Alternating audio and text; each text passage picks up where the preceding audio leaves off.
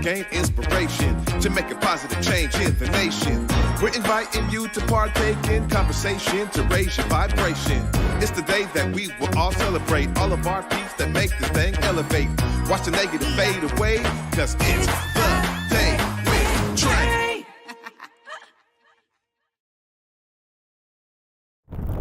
Grand Rising, everyone. Welcome to the Day with Trae. I'm your host, Trae Holiday. I want to welcome you to an amazing episode today, y'all, because I'm so excited. I got two phenomenal queens in the building, and I care for them both so deeply. I first get to have the opportunity and pleasure to speak with Miss KD Hall, not only the founder of KD Hall Foundation, but also now a new King 5 talk show host, y'all. So I'm so excited to talk about her show. And, you know, it just launched last week, so I'm really excited to dive into those details.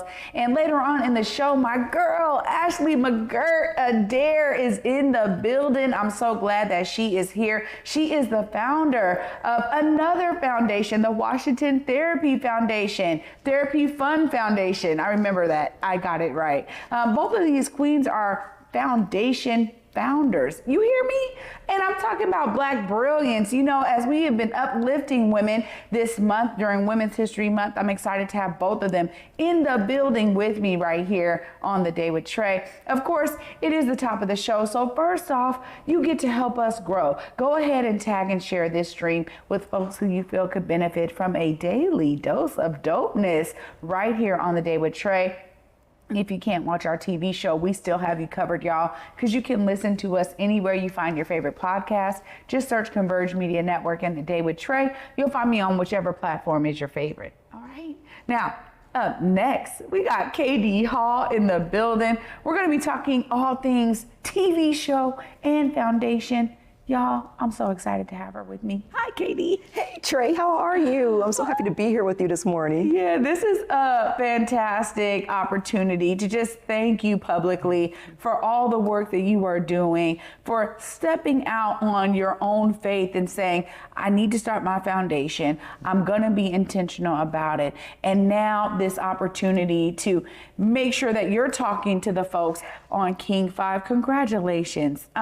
You know, I got to say, before we even get started, we got a little clip here of your actual debut show. Y'all, just take a second here and look at what KD is bringing to the people. This talk show is going to be different. We're going to have intimate and deep conversations. As a citizen, as a community member, I'm part of a larger body, and it's not just about me, it's about the bigger picture. We're also going to talk to Generation Z and Generation Alpha. To be a kid and to be able to play in a tournament hosted by Kobe was a super exciting experience. What better way to mentor young women by involving them into this show? Portia's our high school co-host. I want to see a bigger increase in women playing sports, and a role that I play in that is that I try to be a positive role model to the younger girls, and I try to encourage them. It's a collision of wisdom and youth voice. Without Title IX, we would not be in the position we are now. Gave so many young girls an opportunity that they never would have had. I just think back to that young girl when I saw her get out on the court, and it was just a whole other person out there. If you are trying to make other people better, if you are trying to have the best team and be the most competitive entity, you have to bring out the best in others, and you can't do that if you're not kind and you're not willing to try to lift others up. Oh, girl, okay. Well, there we go.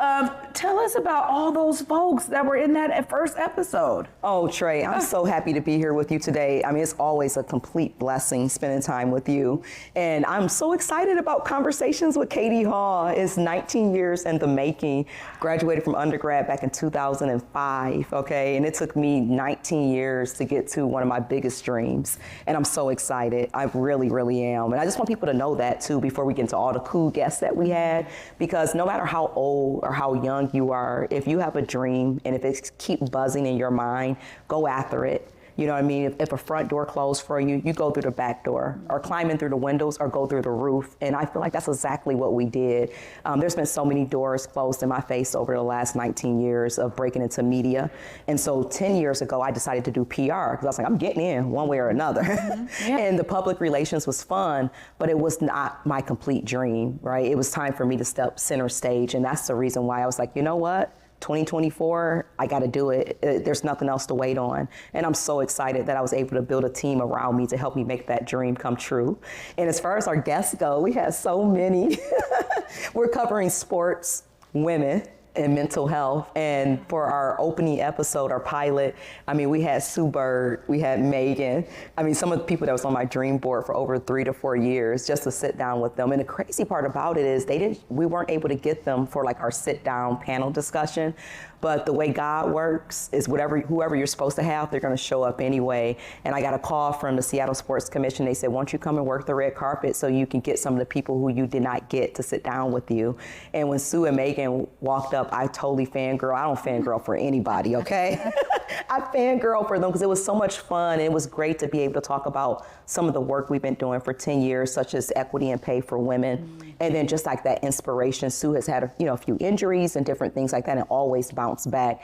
And it was really important for my girls, our 90 Girls on the Rise in 2024, to be able to see that they can do anything that they dream. And there's so many other wonderful women, like Beth Knox from the Seattle Sports Commission, Senator Tawana Nobles was a part of it, because we wanted to make sure we brought in also like that political side of it as well. And like, what does it mean to really pass laws and pass bills? And so that was important for us as well. And then we had Kimmy Lee King, an old time friend, and she now works for Vault 89, Doug Baldwin, and she came on board as well. We had Maya from the Seattle Sounders, and then Mari from the Kraken, as far as our panel. And you're gonna see them throughout the entire season. They're gonna have little parts throughout the entire season, because they gave me a lot of their time. And as you know, when people come and sit down with you, you wanna make sure that you're able to amplify their voices. And so you're gonna see them in all 10 episodes for season 1. And we had Rodney Stuckey, and he played in Detroit. I'm from Detroit, so I was like, I couldn't miss that opportunity. And it was wonderful. I mean, it was really, really great, and it was better than what I thought it would be, because one of our Girls on the Rise is a co-host. Oh my goodness. I mean, talk about the opportunities, right? I mean, we just were uplifting Girls on the Rise, right? And, now this leadership, wing that y'all are doing with it, and bringing some of those girls back now in leadership positions and really training them on what leadership looks like. So I love that this is also open to them, because so often it's about exposure. What you're exposed to is really what you get to the opportunity to realize, like, see yourself in it. I could do this. Okay, here's the hard work and dedication that it takes, but it's not impossible for me. So I love that you have opened it up like that. KD, when we think about the ways that you have progressed in this amazing way, I mean, now, with the TV show, amazing, but also the foundation and really laying a major node here for young women. When you think about the reason why you started it, tell us how that reason is carrying through today. Yeah, I'm so happy you brought that up. I'm one of 6 children, one of 5 girls that grew up in my house, and I'm one of the babies too, so I saw all of it, right? For me, when I think about Girls on the Rise, that's just what I was born into. You know what I mean? Like, truly, I was the 4th girl, the 4th edition, the 4th Baker girl to come through. And so Girls on the Rise was always important to me. When I was in college, in 2003, I believe, I started a program called Sisters of Success, because I was starting to read more about that glass ceiling, right? And this is all the way back in 2002, 2003. And I'm like, well, hold on. I'm helping some of these guys in my class pass their tests. There's no way you're gonna make more money than me. I'm gonna be honest with you. It all started with the dineros and the green. I'm being really honest with you. And I remember in 2004 we held our first conference at Oakland University in Michigan, and we had about 300 people show up, and half of the room were men.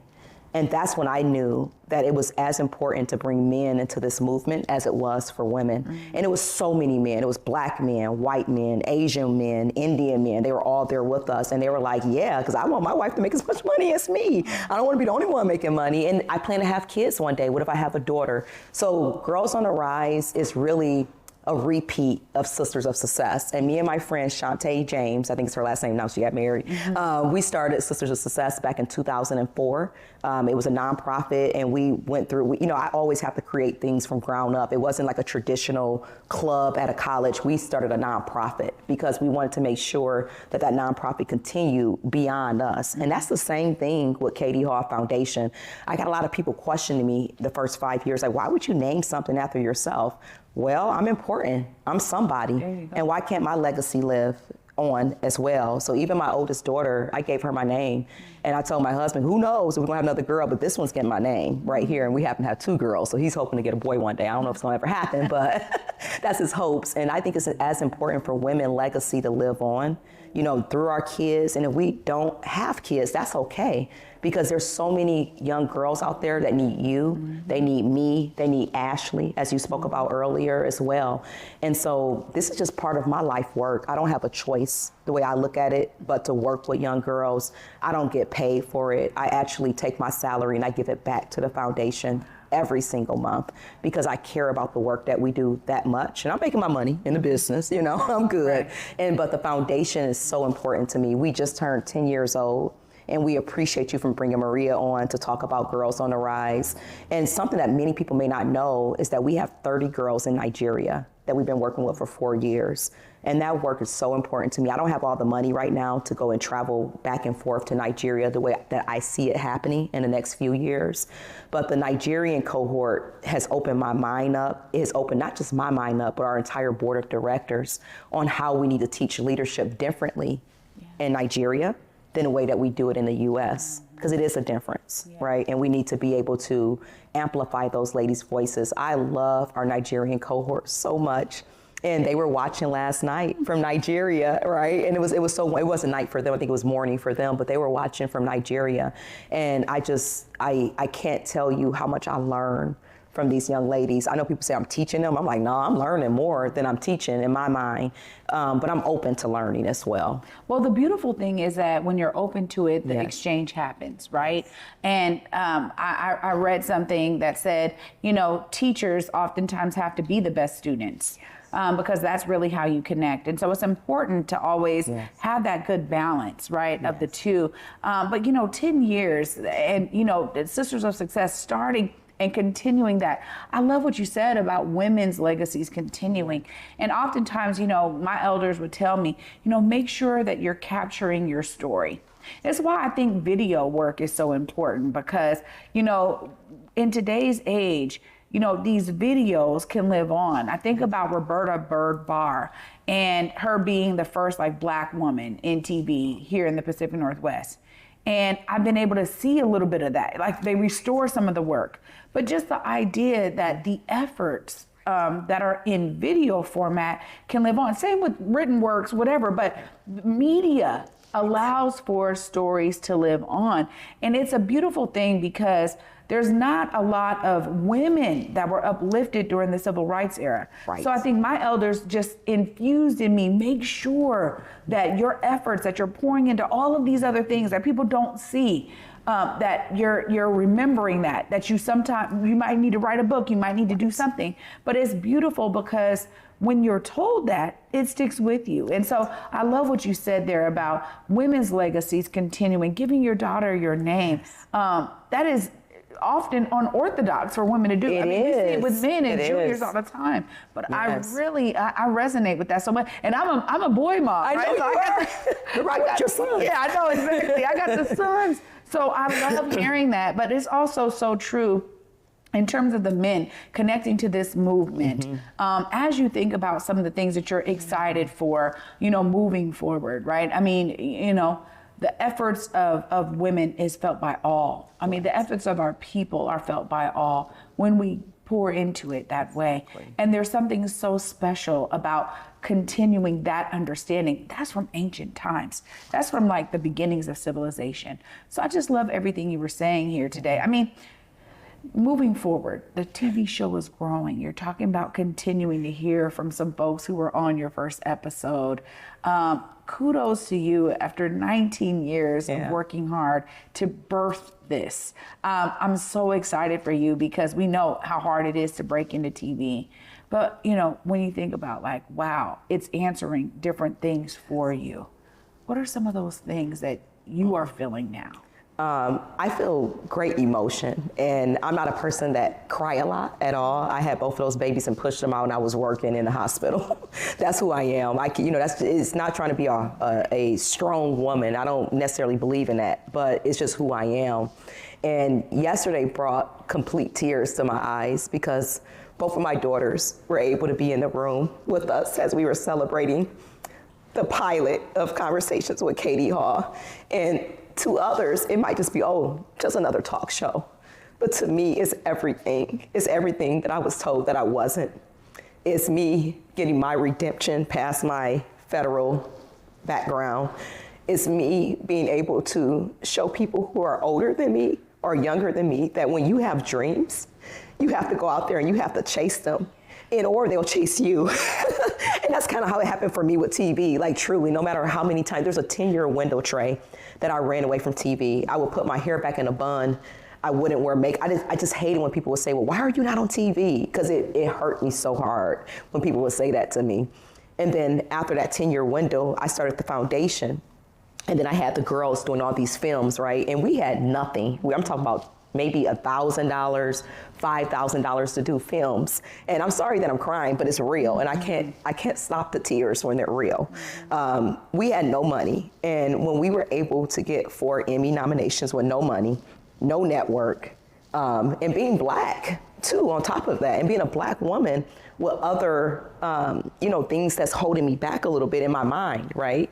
For us to be able to do that with no money, I said, imagine what we can do when we have a little bit of money and when we have a little bit of support. And that was the real reason with starting the talk show. I've been trying to start it for 10 years, if I could be really transparent with you. But for me, part of my legacy is I have to bring the next generation in. That's the only how things work out for me. That's just part of my story. I've tried by myself, but when I bring that next generation in and I give them voice as well, it blows up for me. And I'm very grateful. And I'm grateful to you, Omari, Besa, Deontay, all of you. I'm grateful for Converge because throughout this entire movement, you guys have truly been there and like just pushing in the background and in the front too. And I can't thank you enough. And what I hope for the future, when I was at Why Not You Academy on Friday, there was more boys in the room than there was girls for a conference that we held. And one of the boys stood up and said, when are you gonna start Boys on the Rise? What about us? There's nothing for boys. And I told him, actually, we are creating it right now. It just can't roll out to 2025, buddy, because we don't got enough money right now. We got other things to do. And I think it's important that boys also have pathways to careers, and especially Black boys. I don't have any sons, but I'm gonna take your sons as my sons and all of my many, many nephews as well. But it's important that we don't forget about our boys, because if we're raising these girls up to be strong and independent and having all this leadership and making all this money and making moves, they have to have men as well to be able to stand beside them, okay? And hey, I'm down with everybody, LGBTQ, whatever, but right now we're talking about that men and women being able to stand together, and I think it's very important. So we are looking to start some type of program. It probably would not be called Boys on the Rise, but we are looking to start a program for young men in 2025 to make sure that we're not leaving any youth behind. Wow. And I'm grateful for that. And you mentioned something earlier. And I just wanted to say that our dash between our birth and our death is the most important time that we have on this earth. So a lot of times people get irritated with me. Like it always seems like you're up to something. You're always moving fast. Well, yeah, I am. Because I don't know how long I'm going to be here. But I tell you this, as long as I am here, I'm going to make impact. That's part of my journey. I'm a legacy woman. And when you find out who you are and what you are, you got to lean into it. I tried not leaning into me being a legacy woman for years, but it's just not who I am. I'm a woman that's creating legacy. I'm always thinking about the future. I'm always thinking about the next thing. And I'm okay now with living in that space. Katie, I've got chills straight up because not only do I understand. Yes, you overstand. What you have gone through to push through these barriers, just so much inspiration. And we need to do a whole special. I'm telling you, right? We need to do a whole special. I knew I was going to feel it today. But I want to make sure that people know how to tap in. You know, when do they see your show and how do they tap into the foundation? Look right there, let them know. All right. Well, hey, Trae gave me the call to look directly into the camera, so I'm going to do it. You can catch Conversations with Katie Hall on King 5 or King 5 Plus. For my family in New York, Detroit, Vegas, wherever y'all at, y'all can catch us on King 5 Plus. We are airing on Saturdays, and we're airing 2 shows per month. And really our goal is to be able to touch as many people as possible. And the areas that we're covering is women. It's the same as the foundation, women, sports, and mental health. And I can't wait to dive in more with Ashley as well as we're diving in with mental health because it's so very important to us. My Uber driver was just saying to me as we drove in, like, you know what? We have to connect with our bodies. When we connect our minds with our bodies, that's when we become whole. And I believe in that totally. And thank you so much for giving me this platform. I do not take it for granted at all. I appreciate you for the many years you have brought us onto your show.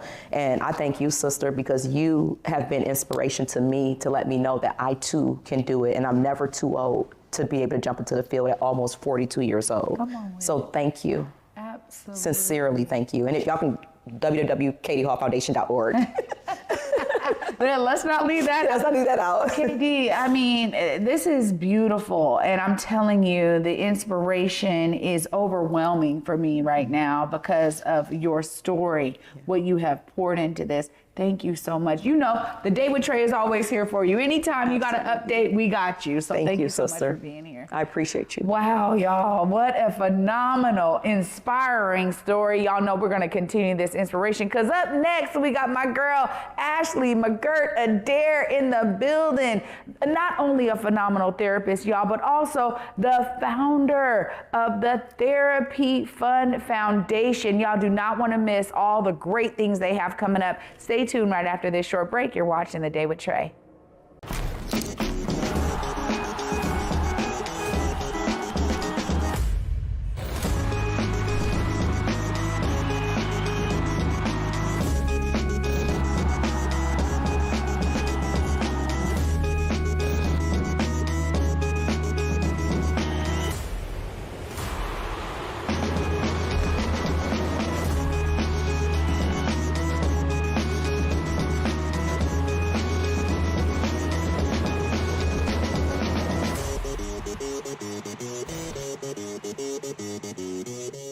Africatown Plaza is our latest affordable housing development project. It's 126 units of affordable housing over community commercial space. It's the first time in my career, and I've been doing this for 10 years, that I was able to design for people who look like me.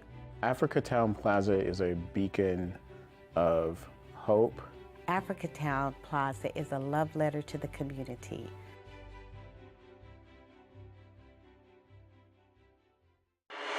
You on my mind a lot, don't need no time watch. I don't know how I got you in my pocket spot. Yeah, that's babe, need you every day. You seem like the barging down, got my heart no barging in. From the bed to the floor to the couch, might wake the neighbors up. If you win, then break you out. In the end, we gon' make the child. Then we gon' hit the show. Part 2, we don't need no pause. We miss you, we gon' get tipsy, don't need a power shot. Copy my steel, face the fact that copy my steel, face the fact. Welcome back, everyone, to The Day with Trae. I'm your host, Trae Holiday. Joining me right now is my girl, amazing, phenomenal therapist and foundation founder, y'all, Ashley McGirt. Look, I said both of the names all mixed up. Ashley McGirt, Adele. Hi, honey. Hey.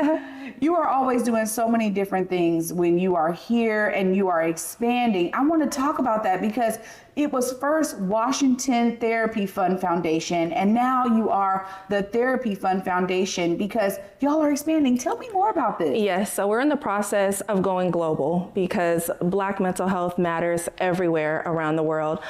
So we're currently working on expanding in California, and we've got some partners in Florida, Georgia, Arizona, Oregon.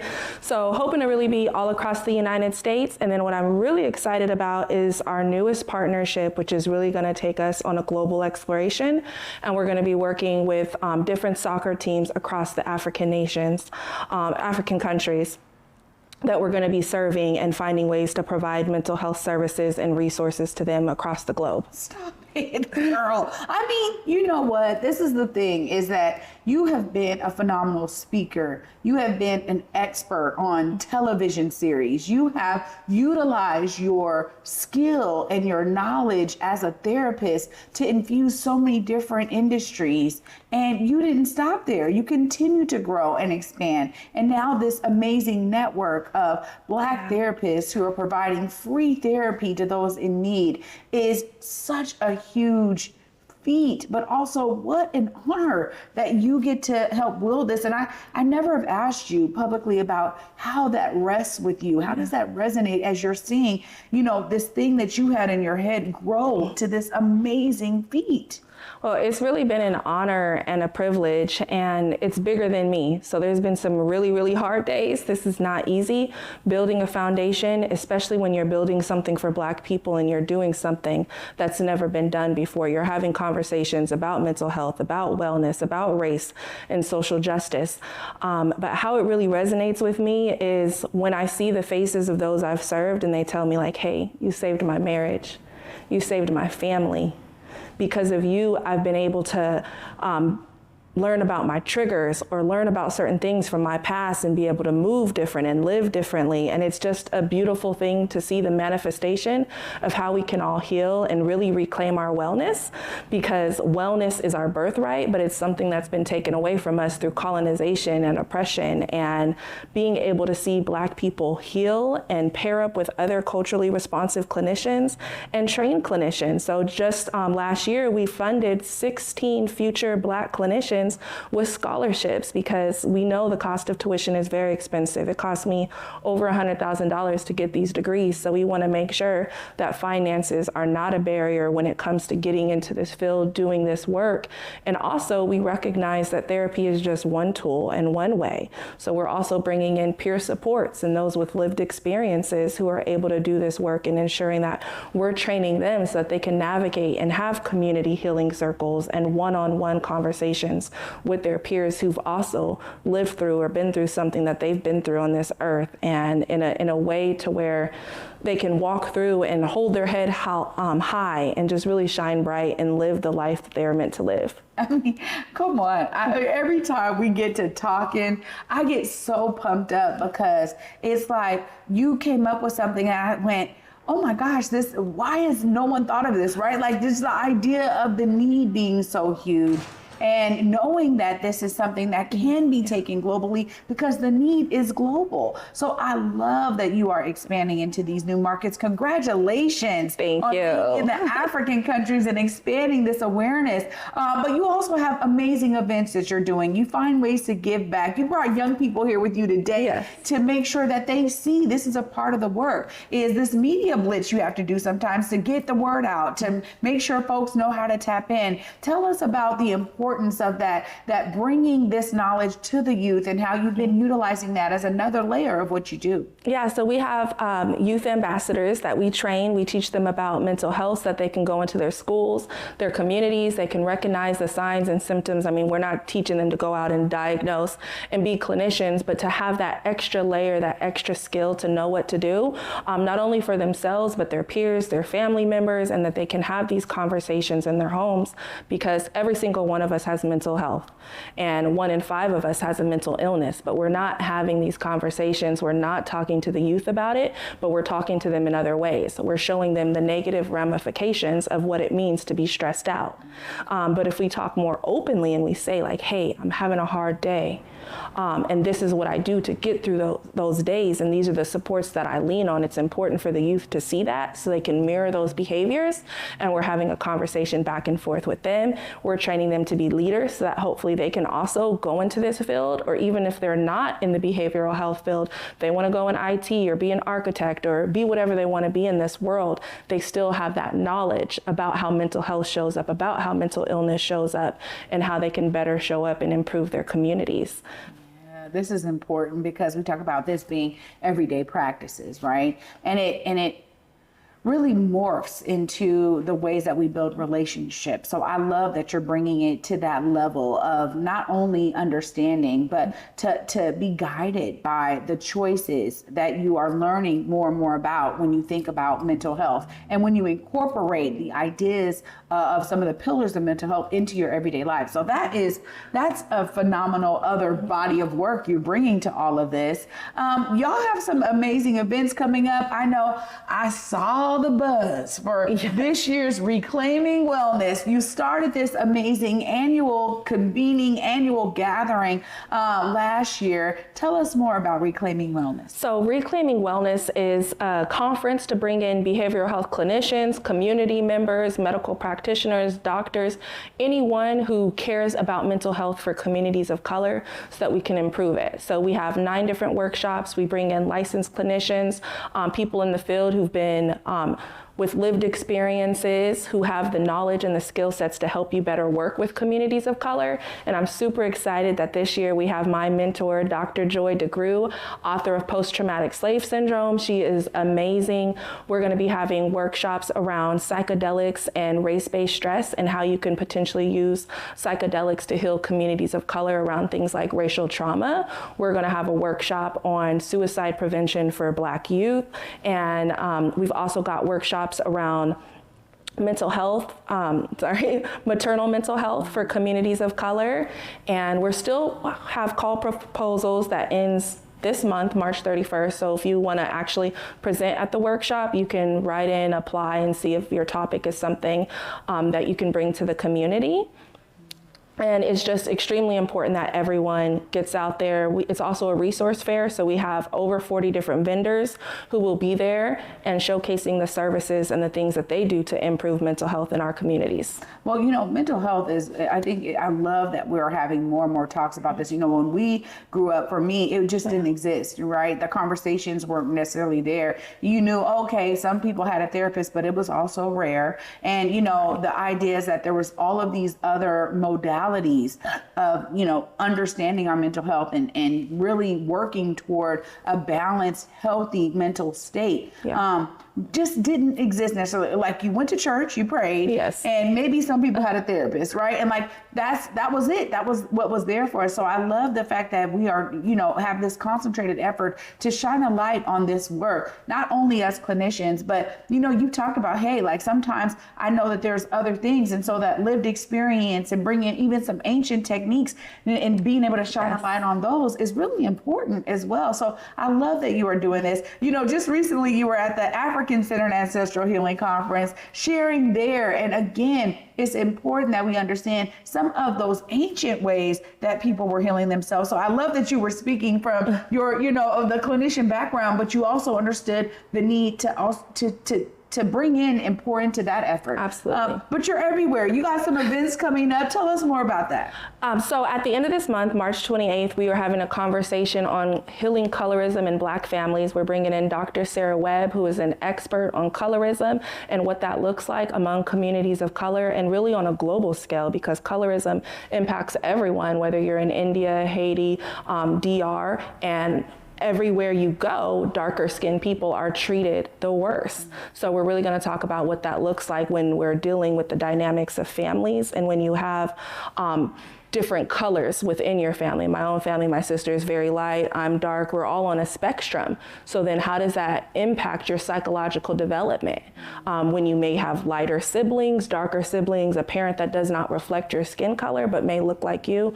So just we want to have a conversation with that and really help families heal. I remember growing up watching America's Next Top Model, and every dark-skinned person that would come on Tyra Banks' show always had this, woe is me, I'm a dark dark-skinned woman. I hated my skin tone. I wanted to bleach my skin. And that's not my experience. And I understand that many dark-skinned women, people, trans, non-binary, have had that experience. But I think it's also important to show that not every dark-skinned person hated their skin color. I loved my skin color. I never wanted to bleach it. I loved everything about my blackness, and it could be the fact that I came from a dark-skinned mother who also loved her skin, and just the way that she affirmed, you know, black is beautiful and we are beautiful. And I looked like my mother, and she always spoke very highly. But it hurt me when I would watch those segments, and even on the media, you always hear that story, and you never hear the story of the dark-skinned girl who loved her skin, who didn't want to be white, who didn't want to bleach her skin. So I think it's important that we share those narratives too, and like, hey, that's not the only story. So many of us were born into this world and we were like, listen, I love the glow of my skin. In fact, I want to be darker. I just got back from Barbados, so I am a lot darker right now in this moment. But yeah, so that's one thing that we're doing. We're also going to have a lunch and learn conversation where individuals can come in, have lunch with us, learn about the work that we're doing at the Therapy Fund Foundation. And I'm really excited to share that we have a partnership with Elevate Black Wellness and Momentum. And they just signed a proclamation. And in April 15th to the 19th is officially Black Wellness Week. And so we're going to be having a series of events all about Black mental health, Black wellness, and how we stay well as Black people. And that is the official date. But we know we're not just well during a week, we are well 365. So we're going to do the work so that we can continue to stay well and show up. And we've got a couple other things I can't share fully, but if you stay connected with us, we've got a ton of events. One that I will share is in June, we're going to be having a conversation with Dr. Jennifer Mullen, who wrote Decolonizing Therapy, which is an important conversation that we all need to have about how we can decolonize the mental health practice. Because as you shared earlier at the Africa-Centered Healing Conference, we were talking about those indigenous practices, those things that our ancestors used to heal them, but they're not necessarily recognized through Western medicine, through the psychology or through the practices that I have to utilize under the state of Washington and the other states that I'm licensed in. So it's really important that we embody that, because there's more than one way to heal. It's not just necessarily sitting on a couch, sitting in a chair. We can go out, you know, we could take our shoes off and really ground ourselves in the earth and really look at things like Reiki, acupuncture, other practices, other modalities. Ashley, I'm so in awe and so inspired. You said folks need to stay tapped in. They need to connect with you. I can't thank you enough for being here. But before I let you go, you got to let them know. How do they connect? Look right there and let the folks know how they do it. So you can connect with us on most social media platforms at WaTherapy Fund or our website, therapyfundfoundation.org. You can also connect with me directly at Therapy with Ash. Ashley, I am so honored to always have you here on The Day with Trae. Anytime. You already know it's a welcome, welcome, welcome right here. Thank you so much. Thank you for having me, as always. Oh, y'all, I told you, these amazing founders of foundations had inspiration to pour in. I'm going to wrap it all up right after this short break. Stay tuned. You're watching The Day with Trae.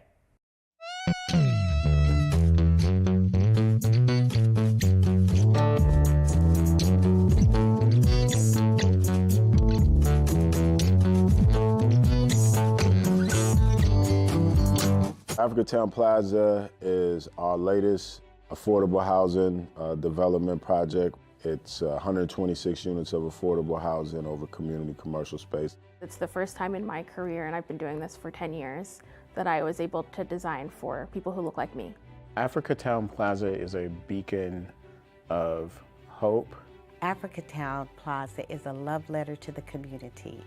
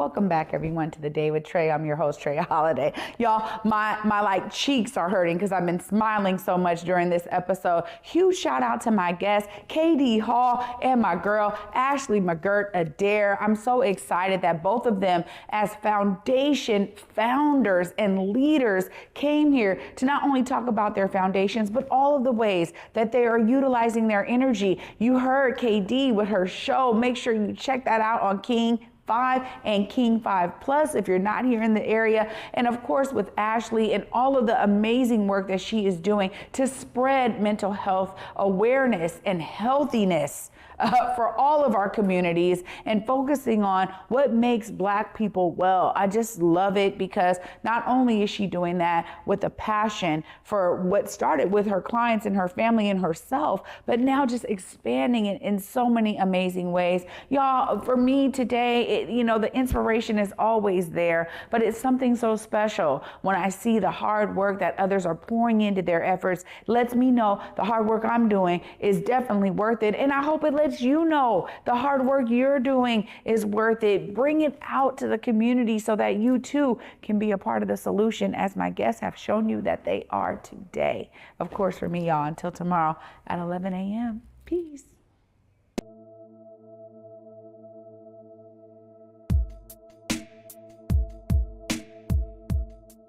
Converge Media produces culturally relevant content for Black and urban audiences.